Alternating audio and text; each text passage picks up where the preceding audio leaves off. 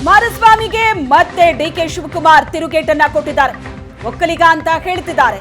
ಒಕ್ಕಲಿಗರ ಮಠಕ್ಕೆ ಹೋಗಿದ್ದಾರೆ. ಒಕ್ಕಲಿಗ ಮುಖ್ಯಮಂತ್ರಿಯನ್ನ ಯಾರು ಕೆಳಗಿಳಿಸಿದ್ರು? ಅವರನ್ನೇ ಕರ್ಕೊಂಡು ಹೋಗಿ ಬೆಂಬಲ ಕೇಳ್ತಿರಲ್ಲ.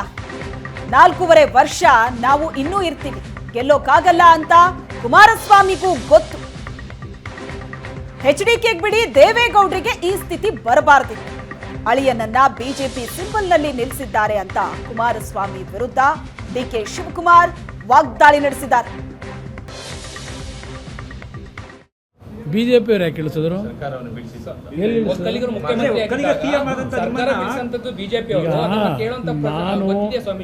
ನಾನು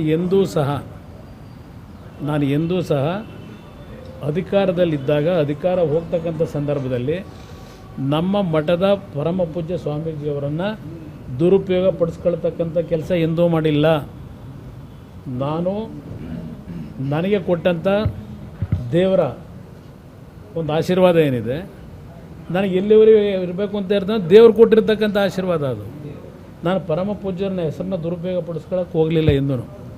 ಇದನ್ನು ಅವ್ರ ಹತ್ರ ನಾನು ಕಲಿಬೇಕಾಗಿತ್ತು. ಮೊನ್ನೆ ಬಂದು ಏನು ನಡೆಸಿದ್ರು, ಇಲ್ಲಿ ಪರಮ ಪೂಜ್ಯರನ್ನ ಉಪಯೋಗ ಮಾಡ್ಕೊಳ್ಳೋಕೆ ಬಂದು ಯಾವ ಥರ ನಡ್ಕೊಂಡು ಹೋದರು.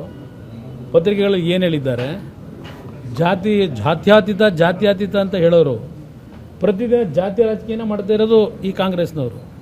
ಇವ್ರು ಯಾವ ಜಾತ್ಯತೀತ ಇದೆ, ಇವರಿಗೆ ಯಾವ ನೈತಿಕತೆ ಇದೆ? ಇವರಿಗೆ ಜಾತ್ಯತೀತ ಬಗ್ಗೆ ಚರ್ಚೆ ಮಾಡೋದಕ್ಕೆ ಅಂದರೆ ಅದಕ್ಕೆ ನಮ್ಮ ಸಮಾಜದ ಜನಗಳು ಅವ್ರ ಹೇಳಿಕೆಗಳನ್ನು ಗಮನಿಸ್ತಾರೆ. ನಮ್ಮ ಸಮಾಜದ ಜನ ಇದಾರಲ್ಲ, ದಡ್ರೇನಲ್ಲ.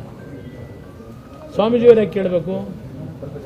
ಸ್ವಾಮೀಜಿಯವ್ರಿಗೂ ಆ ರಾಜಕಾರಣಕ್ಕೂ ಸಂಬಂಧ ಏನು? ಅವರು ಧಾರ್ಮಿಕವಾಗಿ ನಮ್ಮ ಗುರುಗಳು, ಅವ್ರನ್ನ ರಾಜಕೀಯವಾಗಿ ಯಾಕೆ ನಾವು ದುರ್ಬಳಕೆ ಮಾಡ್ಕೋಬೇಕು? ಇದನ್ನು ನಾನು ಕೇಳ್ತಕ್ಕಂಥದ್ದು. ನಾನು ಪರಮಪೂಜ್ಯ ಸ್ವಾಮೀಜಿಯವ್ರನ್ನ ಕೇಳಬೇಕಾ? ಉತ್ತರ ಕೇಳಬೇಕಾ? ಉತ್ತರ ಅವರೇ ಕೊಟ್ಕೊಂಡವ್ರಲ್ಲ, ನಿಮ್ಮ ಮುಖ್ಯಮಂತ್ರಿ. ಸರ್ಕಾರ ರಚನೆ 5 ವರ್ಷ ನನಗೆ ಅನ್ಕಂಡೀಷನಲ್ ಸಪೋರ್ಟ್ ಕೊಟ್ಬಿಟ್ಟಿದ್ದಾರಂತೆ, ಮುಖ್ಯಮಂತ್ರಿ ಆಗಬೇಕು ಅಂತ ಹೇಳಿ. 5 ವರ್ಷ. ಅದಕ್ಕೆ ಅಲ್ವಾ ಸಿದ್ಧವಂತಲ್ಲಿ ನಡೆದಿದ್ದು, ಸಿದ್ಧ ಔಷಧ ಹರಿದಿದ್ದು. ಅವ್ರನ್ನ ಕೇಳಿದ್ರೆ ಹೇಳ್ತಾರಪ್ಪ. ಅವರಿಗೆ ಪಕ್ಕದಲ್ಲಿ ದಿನ ಏನು ಕಿವಿ ಒಬ್ರಿಗೊಬ್ಬರು ಕೊಟ್ಕೊಂಡು ಕೇಳ್ತಾ ಕೂತಿರ್ತೀರಿ, ಟಿ ವಿಲಿ ನೋಡಿದೆ. ಇನ್ನು 4.25 ವರ್ಷ, 1/4 ವರ್ಷ ಇಲ್ಲಿರ್ತೀವಿ. ಅದಾದಮೇಲೆ ತಿರ್ಗಿ ಇನ್ನು 5 ವರ್ಷ ಇರ್ತೀವಿ. ಇನ್ನು ಮುಂದಕ್ಕೆ ಎಲ್ಲಿ ಅದೆಲ್ಲ ಮುಗಿದ ಅಧ್ಯಾಯ ಇದು.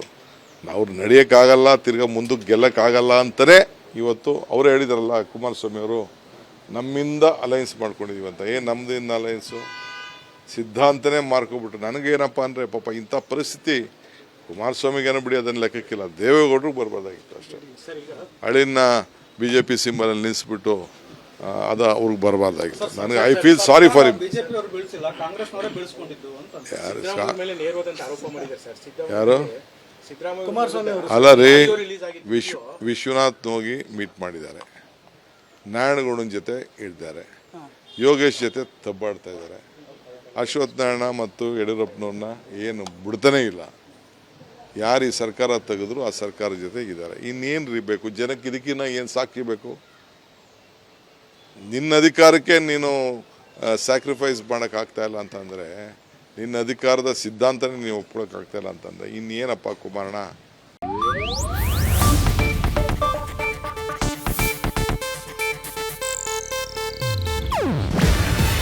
ಇದು ಏಷ್ಯಾನೆಟ್ ನ್ಯೂಸ್ ನೆಟ್ವರ್ಕ್ ಪ್ರಸ್ತುತಿ.